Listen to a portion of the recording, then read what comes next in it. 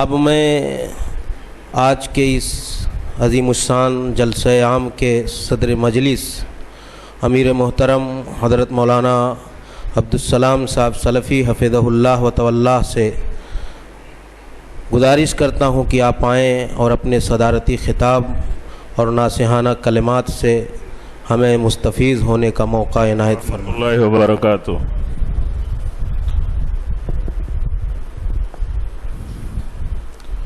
ان الحمد للہ نحمده ونستعینه ونستغفره ونعوذ باللہ من شرور انفسنا ومن سیئات اعمالنا من يهده الله فلا مضل له ومن يضلل فلا هادي له واشهد ان لا اله الا الله وحده لا شريك له واشهد ان محمدا عبده ورسوله يا ايها الذين امنوا اتقوا الله حق تقاته ولا تموتن الا وانتم مسلمون يا أيها الناس اتقوا ربكم الذي خلقكم من نفس واحدة وخلق منها زوجها وبث منهما رجالا كثيرا ونساء واتقوا الله الذي تساءلون به والأرحام إن الله كان عليكم رقيبا يا أيها الذين آمنوا اتقوا الله وقولوا قولا سديدا يصلح لكم أعمالكم ويغفر لكم ذنوبكم ومن يطع الله ورسوله فقد فاز فوزا عظيما أما بعد فإن خير الحديث كتاب الله وخير الهدي هدي محمد صلى الله عليه وسلم وشر الأمور محدثاتها وكل محدثة بدعة وكل بدعة ضلالة وكل ضلالة في النار۔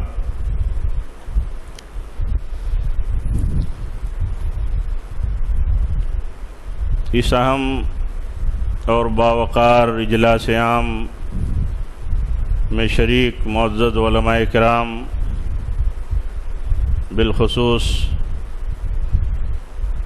مولانا سعید احمد صاحب بستوی حفظہ اللہ، ناظم صوبائی جمعیت اہل حدیث ممبئی، جماعت کے فاضل ممتاز عالم شیخ عبدالحکیم مدنی حفظہ اللہ،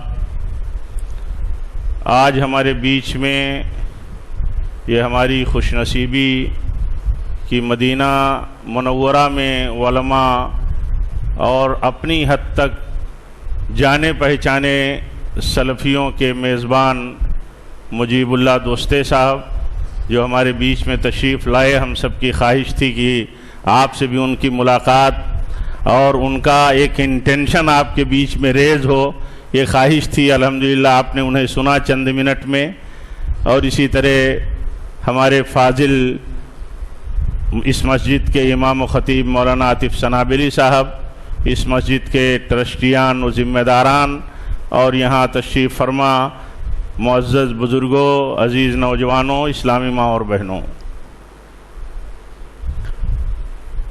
سب سے پہلی بات تو مجھے آپ سے یہ کہنی ہے کہ یہاں اگلے ہفتے سے جو کتاب التوحید کے درس کا اہتمام ہو رہا ہے، بالخصوص آپ میں نوجوانوں سے یہ بات کہنی ہے کہ اس حلقے کو آپ بہت اچھی طرح اٹینڈ کرو اور اس سے استفادہ کرو۔ اصل چیز دین میں آپ جانتے ہیں توحید ہی ہے، اور یہ کتاب التوحید جس طرح ہندوستان میں اور اردو داں طبقے میں تقویت الایمان ایک انقلابی کتاب رہی اور لاکھ لوگوں نے اس سے عقیدہ اور ایمان درست اپنا کیا، ایسے ہی شیخ الاسلام محمد بن عبد الوہاب رحمۃ اللہ علیہ کی کتاب التوحید ہے، جس سے کثرت کے ساتھ عقیدے کی درستگی کا کام ہوا، اس لیے اس کا اہتمام یہ ایک مبارک اقدام ہے۔ میں مسجد کے ذمہ داروں کو اور مسجد کے امام و خطیب مولانا عاطف سنابلی کو سب کو مبارکباد دیتا ہوں، اور آپ سب سے یہ درخواست کرنا ہوں کہ زیادہ سے زیادہ استفادہ کرو، زیادہ سے زیادہ حلقہ بناؤ۔ میرے بھائیوں، یہ اتنا بڑا مسئلہ ہے، اس پر آپ نے بہت ساری باتیں سماعت بھی فرمائی ہیں، مجھے اس سلسلے میں کچھ نہیں کرنا ہے، کہنا ہے، صرف اتنی بات کہنی ہے کہ اس حلقے کو آپ بہت مضبوطی سے قائم کرو، اور جب آپ حلقے سے جڑیں گے تب اس کا فائدہ سمجھ میں آئے گا۔ اسی طرح مجھے اس موقع پر چند मिनट में आपके सामने जो बात करनी है वो ये है कि देखिए, दुनिया में अहले हक की एक पहचान होती है। दुनिया में अहले हक उसूलों से पहचाने जाते हैं। हक के दावेदार तो सभी हैं और सभी हक की बातें करते हैं और सब नाहक और बातिल को रद्द करते हैं, लेकिन हक को पहचानने के लिए कुछ उसूल हैं और उन्हीं उसूलों से हक वाले भी पहचाने जाते हैं। देखिए, अहले हक अल्लाह ताला के यहाँ वो लोग हैं जो अल्लाह और उसके रसूल की बातों को मानते हैं, कबूल करते हैं। इसीलिए अल्लाह ताला ने दावेदारों को रद्द कर दिया, कहा ये दावे हैं, सिर्फ अहले हक वो हैं जो फर्माबरदार हैं। इसलिए मेरे भाइयों, जब हम अपने आप को अहले हक कहते हैं तो हमारे यहां हक की फर्माबरदारी भी होनी चाहिए। किताब व सुन्नत का मानना और उसके तकाजे के मुताबिक अमल करना, यह अहले हक की पहचान है। अहले बातिल किताब व सुन्नत के दलाइल को नहीं मानते। अहले बातिल रिवाज पर चलते हैं, रीत पर चलते हैं, अपने अपने प्रोग्रामों पर चलते हैं, शख्सियतों की दी हुई लाइनों पर चलते हैं। लेकिन अहले हक, अल्लाह ताला ने फरमाया, ये सारे लोग जो लोग दावे करते हैं कि हम हक पर हैं, हम ही जन्नती हैं, ये इनके झूठे दावे हैं। हक पर वो हैं जो अल्लाह ताला के फर्माबरदार हैं। इसलिए मेरे भाइयों, हम सब जब अपने आप को कहते हैं कि हम अहलुल हदीस हैं, किताब व सुन्नत को मानने वाले हैं, सहाबे किराम के तरीके पर चलने वाले हैं, तो हमारी पहचान उस वक्त दुरुस्त होगी जब हम अपनी इन निस्बतों के साथ अपने अमलों को दुरुस्त करें। हम इस मजलिस में बैठे हैं, देखिए अभी आप सुन रहे थे अपने मेहमान से कि हमारा तरीका ये है कि हम इसको अच्छी तरीके से समझें कि किताब व सुन्नत का इल्म जो है ये तरबियत से मिलता है, उस्ताजी और शागिर्दी के सिलसिले से ये मिलता है। और आपने मिसाल से भी हमें समझाया। एक मसला ये अच्छी तरह हमें समझना चाहिए कि किताब व सुन्नत का इल्म उलमा से मिलता है और मालूमात के इंफॉर्मेशन के जरिए बहुत हैं, लेकिन वो जरिए उस वक्त तक मुफीद नहीं हो सकते। उनको मालूमात का जरिया मान करके इंफॉर्मेशन का, जदीद दौर की इस फास्ट टेक्नोलॉजी का और सहूलत का फायदा उठाना चाहिए, लेकिन उलमा की सरपरस्ती में उसकी इस्लाह और दुरुस्तगी का तरीका रखना चाहिए। और तरबियत कभी भी इन इंफॉर्मेशन के सोर्सेज से नहीं मिल सकती। इसीलिए आप देखेंगे कि बहुत सारे नौजवान हमारे बहुत सारी नेट वगैरह के जराए से मालूमात रखते हैं, लेकिन उनके यहाँ बिगाड़ एक बहुत बड़ा जो होता है वो ये है कि उनके नजदीक अहले इल्म की और उलमा की कोई कीमत नहीं होती। इसलिए अहले हक की पहचान ये है कि अपने बड़ों, यानी बड़ों से मुराद अहले इल्म और अहले इल्म की सरपरस्ती से मुराद ये कि उनकी इल्मी और उनकी तरबियती सरपरस्ती में वो रहें और ये समझे कि उनसे हट करके अगर हम चलते हैं तो हम राय के गुलाम हो जाते हैं और नफ्स के गुलाम हो जाते हैं। आदमी की मनपसंद जिंदगी हो जाती है और हवा की जिंदगी जो है और राय की जिंदगी, यह अहले हक की जिंदगी नहीं होती। अपनी राय से वो चलेंगे और अपनी ख्वाहिश के मुताबिक वो चलेंगे, उनकी ख्वाहिश जहां कहेगी उस जरिए से इल्म हासिल करेंगे। मेरे भाइयों, ये तरीका बहुत खतरनाक है, इससे बचना जरूरी है। सोर्सेज बहुत सारे हैं, उन सोर्सेज को इस्तेमाल करना गलत नहीं है, इंफॉर्मेशन हासिल करना गलत नहीं है, लेकिन उनके जरिए आलिम बनने की कोशिश करना या उन बुनियादों को इस्तेमाल करने वालों को आलिम समझना, ये दोनों खतरनाक है। ये दोनों खतरनाक है। ऐसे लोग आलिम नहीं हो सकते जिन्होंने किसी आलिम के साथ किताब व सुन्नत की लैंग्वेज में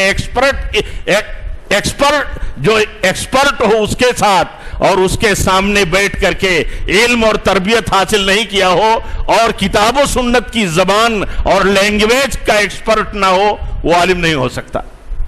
उसके पास इंफॉर्मेशन हो सकती है, बहुत कुछ वो जानता होगा, लेकिन सही इल्म और सही तरबियत उसके यहां नहीं हो सकती। اس لیے اہل حق کی جو ایک پہچان یہ ہے کہ وہ کتاب و سنت کے دلائل سے اپنی زندگی اور اپنی صورتوں کو درست کرتا ہے، اپنی رائے اور اپنی خواہشات کے پیچھے نہیں چلتا۔ اسی طرح اہل حق کی پہچان یہ ہوتی ہے کہ وہ علماء سے جڑا ہوتا ہے، جماعتوں سے جڑا ہوتا ہے۔ آپ سوچو پیارے نبی صلی اللہ علیہ وسلم کی اس مثال کا کیا مطلب تھا کہ جب ریوڑ جو ہے بکریوں کا ریوڑ ہو، بھیڑ کا ریوڑ ہو، اگر وہ ایک چرواہے کے ادب کے ڈنڈے کے نیچے کہ اس ڈنڈے سے وہ ایک حلقے میں ایک ریوڑ کو جمع رکھتا ہے، ایک چرواہا، اگر بکریوں کا ریوڑ، بھیڑ کا ریوڑ اگر اس کے ڈنڈے کے تحت رہ کر کے اپنے آپ کو جتھے میں جمائے نہ رکھے اور پورے ریوڑ میں اپنے آپ کو لگائے نہ رکھے تو کیا نتیجہ ہوتا ہے؟ پیارے نبی صلی اللہ علیہ وسلم نے فرمایا اگر اس جتھے، اس ریوڑ سے کوئی بکری یا بھیڑ نکل کے جائے گی تو کیا نتیجہ ہوگا؟ بھیڑیا کھا لے گا، بھیڑیا کھا لے گا۔ اس لیے یہ بات سمجھنا ضروری ہے کہ کتاب و سنت کے ماننے والوں کا ایک نظام ہے اور ماننے والوں کی ایک جماعت ہے جو علماء کی سرپرستی اور ماتحتی میں عقیدہ و عمل اور دنیا بھر کے حالات اور پیدا ہونے والے مسائل میں رہنمائی لیتی ہے۔ وہ ایک ریوڑ کی طرح سے ہے، وہ کبھی ان سے الگ نہیں ہوتا۔ جیسے ایک بکری اگر الگ ہوگی تو خطرہ اس کے سامنے ہے اس کی زندگی کا، ایسے ایمان والے اور عقیدے والی جماعت کی اگر کہ گروپ اور جتھے سے اور جماعت سے کوئی بھی نوجوان اور فرد نکلے گا تو اس کے عقیدے اور ایمان کا خطرہ ہے۔ اس لیے اللہ کے نبی نے مثال دی تھی جو ہم سب کو یاد رکھنا چاہیے۔ اہل حق کی یہ بھی پہچان ہوتی ہے کہ وہ اجتماعی زندگی سے اپنے آپ کو الگ نہیں کرتے۔ آپ دیکھیے جو لوگ بھی داعش جیسی تنظیموں کے شکار ہوئے، بعض لوگوں کے بارے میں ہم لوگوں کو بھی معلومات ہے بہت اچھی طرح سے، وہ معلومات ان کے گھر والوں سے، ان کے محلے والوں سے، اخباری ذریعوں سے ہوئی۔ پتہ کیا چلا ان کے بارے میں؟ وہ اپنے ماں باپ کی نہیں مانے، وہ اپنی مسجد کے امام کی نہیں مانے، وہ اپنی جماعت کی نہیں مانے، کس کی مانے؟ اس انفارمیشن کی، اس سورس کی جو نیٹ کے ذریعے انہیں ملا تھا۔ کیا نتیجہ ہوا میرے بھائیوں؟ نتیجہ اس طرح کا خطرناک بنا ہوا ہے کہ مسلمان آج اس پوزیشن میں چند لوگوں کی نادانیوں سے، معلوم نہیں کن سازشیوں کے ہاتھوں یہ شکار ہوتے ہیں۔ وہ اسلام دشمن، مسلمان دشمن، میں سمجھتا ہوں کہ وہ مسلمان بھی نہیں ہوں گے جو مسلمانوں کی شکل میں سب کام کر کے گرفتار کرتے ہیں۔ لیکن ایک نوجوان کو اگر یہ مسئلہ معلوم ہو کہ اس کی ذمہ داری دین میں اور اسلام میں اور مسلمانوں کے بیچ میں جماعتی ذمہ داری ہے، اور جماعت سے، علماء سے، امام سے، اپنے ماں باپ سے اگر الگ ہو کر کے وہ جا رہا ہے تو پھر ظاہر سی بات ہے کہ اس کے ایمان، عقیدے کا خطرہ ہی ہے اس کے لیے۔ آپ دیکھیں مشائخ سے پوچھا جاتا تھا سعودی عرب میں تو کہتے تھے کہ جس بات کے لیے تم ہم سے اجازت مانگتے ہو کہ کیا ہم جہاد میں نکل جائیں تو بتاؤ کیا تمہارے حاکم وقت نے تمہیں اجازت دی ہے، آرڈر دیا ہے جہاد کے لیے نکلو؟ عالم سے سوال کیا جا رہا ہے، بہت عالم اسلام میں جن کا علم معترف ہے، مستند ہے، ایکسپٹ کیا گیا ہے، کہتے ہیں علماء نے بھی اجازت نہیں دیا ہے۔ نوجوان کہتا ہے ہمارے ماں باپ نے بھی اجازت نہیں دیا ہے۔ تو آخر ایسی راہ پر جہاد کے نام پر نکلنا یہ کیا ہے؟ حکومت اجازت نہیں دیتی، علماء اجازت نہیں دیتے، ماں باپ اجازت نہیں دیتے، اس کے باوجود نوجوان نکل جاتا ہے جہاد کے نام پر، تو کیا ہے؟ ظاہر سی بات ہے کہ وہ فساد کی راہ ہے۔ وہ اس انفارمیشن سے جو اسے نیٹ کے ذریعے ملی ہے دنیا میں خلافت کے نام پر، داعش کی طرف سے، اس کے نام پر وہ بھاگ رہا ہے اور وہ کسی کی نہیں سن رہا ہے۔ تو کیا وہ جماعت سے الگ ہوا کہ نہیں؟ علماء سے الگ ہوا کہ نہیں؟ اپنے مسجد کے امام کی سرپرستی اور تربیت سے بغاوت کیا کہ نہیں؟ ماں باپ کی نافرمانی کیا؟ آخر وہ کرتا کیا ہے؟ اس لیے میرے عزیزوں یہ بہت بنیادی مسئلہ ہے اور آپ کو یہ سمجھنا چاہیے۔ شیخ نے بہت سارے نکات پر باتیں کی، وقت بھی کم تھا اور انہیں نکلنا بھی تھا سفر پر، لیکن آپ یہ سمجھیے کہ اہل حق نوجوانوں کی پہچان ہے بنیادی، اور ہر چھوٹے بڑے کی، خاص طور پر اس مسئلے میں شیخ عبدالحکیم صاحب خاص طور پر اس مسئلے میں کہ جب نئے نئے مسائل، نئے نئے حالات میں اور بدلتے ہوئے حالات میں انقلابی اور بڑے پیدا ہوں. کوئی بڑا مسئلہ دنیا میں پیدا ہوا، عالم اسلام میں پیدا ہوا، ایسے حالات میں تو لازم ہے ہر فرد پر، ہر جماعتی پر، ہر امتی پر کہ بڑے بڑے مسئلے جو اسلام اور مسلمانوں کے بیچ میں دنیا میں پیدا ہو رہے ہیں، کبھی بھی علماء راسخین سے وہ بغاوت نہ کرے، کبھی بھی تنازع نہ کرے. جس مسئلے میں اس کا علم محدود ہے، اس کی نظر محدود ہے، اس کی سوچ محدود ہے، اور علماء کی ایک رائے ہے اور علماء یہ رائے دے رہے ہیں، حکومتیں عالم اسلام کی جو معتبر ہیں عقیدے میں، انسانیت کی خدمت میں، دنیا میں پیدا ہونے والی مشکلات اور مسائل میں ریلیف کے تعلق سے کردار میں جن کے خدمات اتنے بڑے ہیں، ان کی ایک رائے ہے، علماء کی ایک رائے ہے. تو اہل حق نوجوانوں کی یہ بنیادی علامت اہل علم لکھتے ہیں کہ پیدا ہونے والے وقتی حالات اور انقلابی مسائل میں کبھی بھی نوجوان اپنے معتبر علماء کی مخالفت نہ کریں. آپ دیکھ لو، میں آپ کو مثالوں کی دنیا میں لے جاؤں، وقت نہیں ہے ورنہ میں بتاتا آپ کو کہ جس مسئلے میں ہمارے نوجوانوں نے، کمیونٹی کے نوجوانوں نے، جماعت کے نوجوانوں نے علماء اور جماعت کی رائے کے مخالفت کر کے الگ راستہ اور دھڑا بنایا ہے، وہیں جا کر کے خود مشکلات میں پڑے، جماعت اور کمیونٹی کو بھی مشکلات میں ڈالا.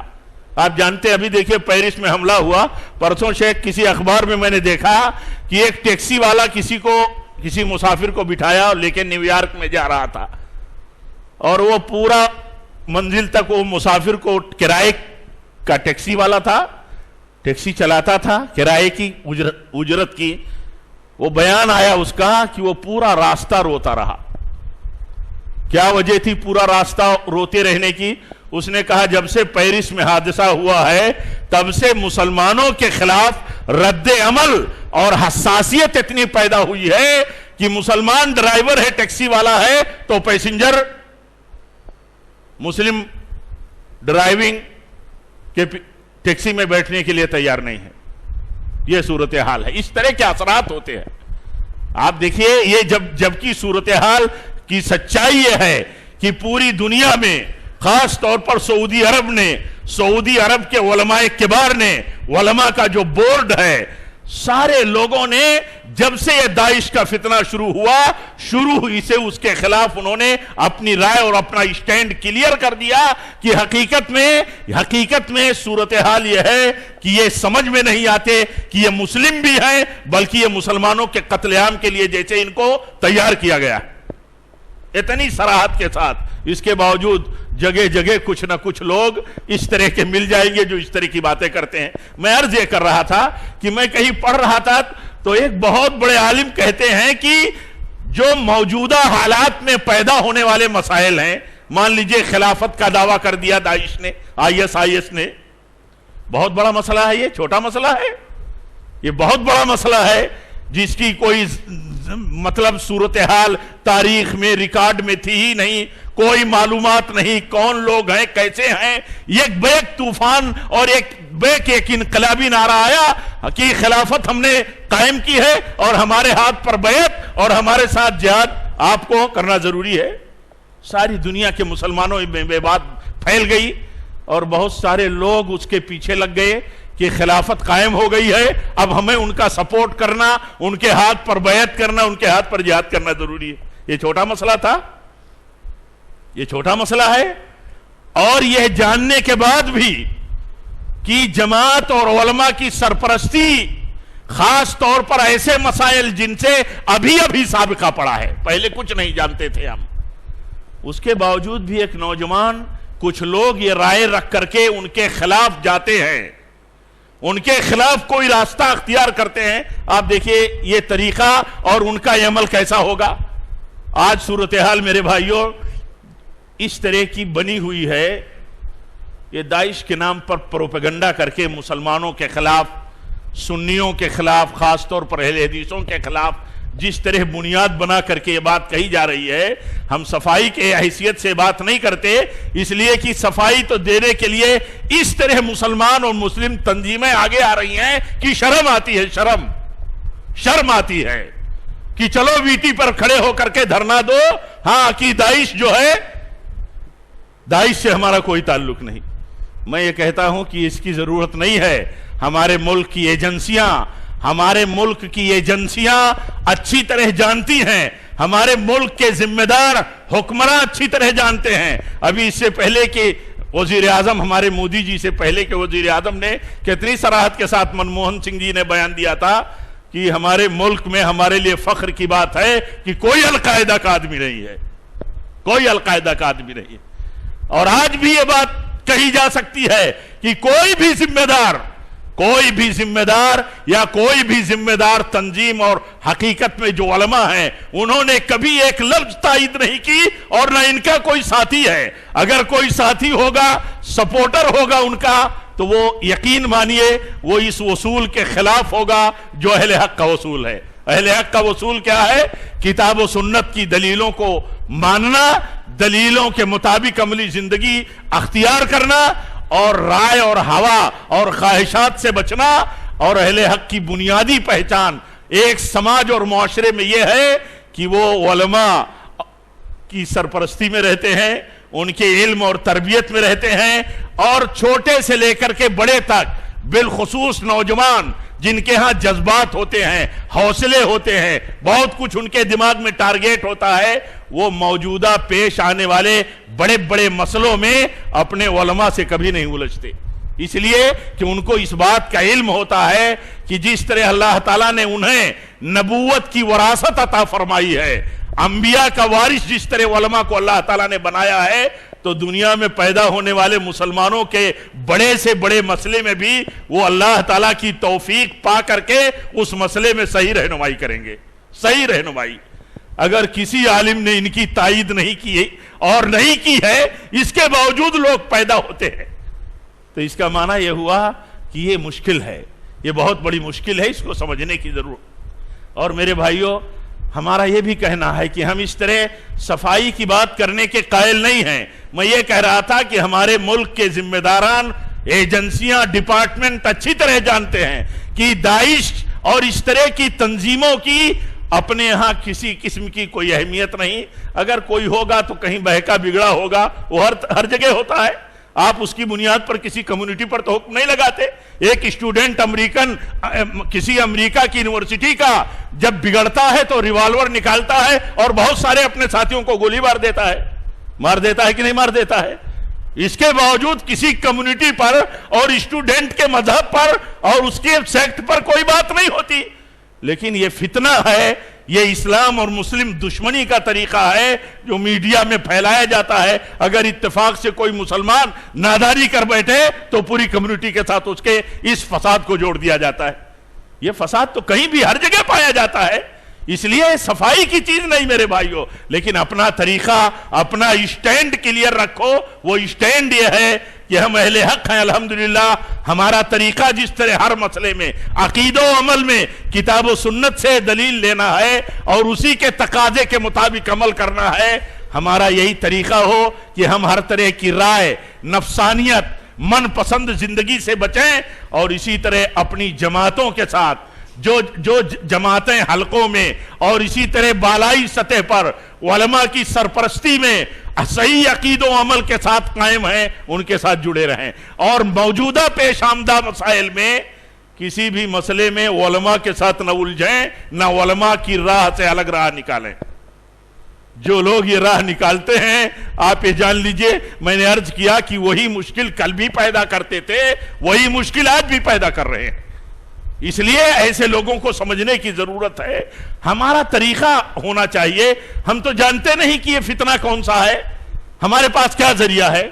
ہمارے پاس کیا ذریعہ ہے؟ یہی جھوٹ کے مطلب بلندوں پر، یہ جھوٹ کے جو مراکز ہیں، یہ معلومات کے ذرائع، یہ سوشل میڈیا، یہی ہمارے ذریعے ہیں. یہ ہمارے سماج میں اللہ تعالیٰ نے مسجد سے لے کر کے باہر تک جو علماء کی قیادت اور سرپرستی اللہ تعالیٰ نے دی ہے، جن سے عقیدہ و عمل ہم کتاب و سنت کی روشنی میں سیکھتے ہیں، یہی ہمارا طریقہ ہونا چاہیے موجودہ حالات کے بڑے بڑے فتنوں میں. ملکی حالات بھی بہت خطرناک چل رہے ہیں. اللہ تعالیٰ ہمارے ملک میں امن و امان عام فرمائے. ہمارے ملک کے حکمرانوں میں اللہ تعالیٰ علم، بردباری، برداشت اور ہر سٹیزن اور شہری کے ساتھ انصاف کا سلوک کرنے کی توفیق دے۔ ایسے حالات میں بھی ملک میں عدم برداشت کا ماحول، مذہبی منافرت کا ماحول اور اس طرح عدم رواداری کا ماحول جو پیدا کیا جا رہا ہے، اس میں بھی ہماری ذمہ داری ہے کہ اس طرح کے جذبات بھڑکانے کی جو سازش اور پلاننگ کے ساتھ جو صورتحال پیدا کی جا رہی ہے، اس میں بھی ہم اپنے علماء کی رہنمائی سے باہر نہ جائیں، کبھی بھی باہر نہ جائے۔ ہمارے جذبات کا کسی بھی طرح کا غلط ڈھنگ سے ریز ہو جانا، یہ ہمارے لیے، ہماری فیملیوں کے لیے، جماعت کے لیے، پورے ملک کے مسلمانوں اور مسلم کمیونٹی کے لیے یہ خطرناک۔ اس لیے میرے بھائیوں ان چیزوں کو سمجھنا چاہیے، اور ہمارا طریقہ یہ ہو، دیکھیے ہمارا طریقہ یہ ہو کہ جس طرح اہل حق کے پہچان کی نشانیاں ہیں، ایسے اہل باطل کی بھی پہچان کی نشانیاں ہیں۔ اہل باطل کو بھی پہچاننا ضروری ہے۔ اہل باطل کا کیا طریقہ ہے؟ وہ کتاب و سنت سے دلائل نہیں لیتے، وہ کتاب و سنت سے دلائل نہیں لیتے، ان کی زندگیاں آزاد ہوتی ہیں۔ آپ دیکھیں جن جن مسئلوں میں ہمارا کسی بھی دوسرے سیکٹ اور جماعت کے ساتھ اختلاف ہوگا، ان مسئلوں میں آپ دیکھیں گے ان کے پاس کتاب و سنت کے دلائل نہیں ہوں گے۔ دیکھیے ربیع الاول سامنے ہے، کیا دلیل ہے؟ ہمارا عام بھائی بھی جانتا ہے ہاں کہ عید میلاد النبی منانے کی کوئی دلیل نہیں ہے، لیکن دھوس، زور، زبردستی، سرپرستی، سیاسی فلاں دھماک، ان ساری چیزوں کو بنیاد بنا کر کے اور دنیا کے باطل مذاہب اور ان کی تہذیبوں کو مثال میں لا کر کے منایا جا رہا ہے۔ اہل باطل کی پہچان ہے۔ اہل باطل کی ایک خاص پہچان یہ بھی ہے میرے بھائیوں کہ وہ ہمیشہ اہل حق کے سلسلے میں بد زبانی کرتے ہیں، ان کی عزتوں سے کھیلتے ہیں، یہ پہچان کا ذریعہ ہے۔ ہمارا طریقہ یہ نہیں ہے۔ ہمارا طریقہ تو اپنے ان لوگوں کے بارے میں جن کو ہم جانتے ہیں کہ اہل باطل ہیں، ان کے بارے میں بھی فکر کا طریقہ ہے۔ کیا طریقہ ہے؟ اہل حق کا طریقہ یہ ہے کہ ان کے بارے میں بھی وہ فکر کرتے ہیں کہ کاش یہ سمجھ لیتے، کلمہ پڑھنے والے ہیں تو بھائی سمجھتے ان کو، اور ان کی اصلاح بھائی کی بنیاد پر اپنی ذمہ داری سمجھتے ہیں۔ انما المؤمنون اخوہ فاصلحوا بین اخویکم کے تحت کہ اللہ تعالیٰ فرماتا ہے سارے مومن آپس میں بھائی ہیں، بھائیوں میں شرک آیا ہو، بدعت آئی ہو، بگاڑ آیا ہو تو کلمہ پڑھنے والے سچے مسلمان بھائی کی ذمہ داری کیا ہے؟ ان میں اصلاح کرنا، ان کو گالیاں دینا نہیں۔ گالیاں دینا کس کا کام ہے؟ اہل باطل کا۔ یہ اہل باطل کی پہچان ہے۔ اور ایسے ہی بہت ساری چیزیں ہیں میرے بھائیوں۔ ہاں وقت ختم ہو چکا ہے اور میں بھی نہیں چاہتا کہ مزید ہم لوگ اور مشقتیں اٹھائیں۔ بہت ساری خیر کی باتیں ہو گئیں، اللہ تعالیٰ ان سے ہمیں فائدہ اٹھانے کا موقع دے، توفیق دے، تو ہمارے لیے بہت بڑی خیر کی باتیں ہوئی ہیں۔ میں دعا کرتا ہوں اپنے لیے، آپ سب کے لیے کہ اللہ تعالیٰ ہم سب کو تقویٰ کی زندگی جینے کی توفیق، اپنی فرما برداری کی زندگی جینے کی توفیق دے۔ اللہ تعالیٰ ہمیں اجتماعیت کے ساتھ جڑے رہنے کی توفیق دے، اپنے علماء بزرگوں کی سرپرستی، ان کی تربیت میں رہنے کی توفیق دے۔ رب العالمین باطل ہتھ کنڈے اور باطل پلاننگ سے اللہ تعالیٰ ہمارے اندر حوصلہ کی پستی بھی نہ پیدا ہو۔ یہ سب چلتے رہتے ہیں، اور اگر ہم عقیدے اور حق پر جمے رہیں اور حالات اگر ہمارے خلاف بھی کبھی آئے تو اللہ تعالیٰ ہمارا انجام بہتر کرے گا۔ اس سے بڑی کوئی بات نہیں ہے میرے بھائیوں، اس لیے حق پر جمنا ضروری ہے۔ اور اسی طرح دعا کرتا ہوں کہ رب العالمین اس مسجد اور اس پروگرام کے ذمہ داروں کو، اور اسی طرح اس مجلس میں اور اس پروگرام میں شریک اپنے علماء کو، آپ سب کو اللہ تعالیٰ اس مجلس کو مبارک کرے۔ ہم سب کے لیے بیٹھک اللہ تعالیٰ اور یہ آنا جانا قبول کرے۔ ہمارے لیے اس بیٹھک کو، اس اجلاس کو اللہ تعالیٰ ہماری بخشش کا ذریعہ بنائے۔ ربنا تقبل منا انک انت السمیع العلیم، وآخر دعوانا ان الحمد للہ رب العالمین، والسلام علیکم ورحمۃ اللہ وبرکاتہ۔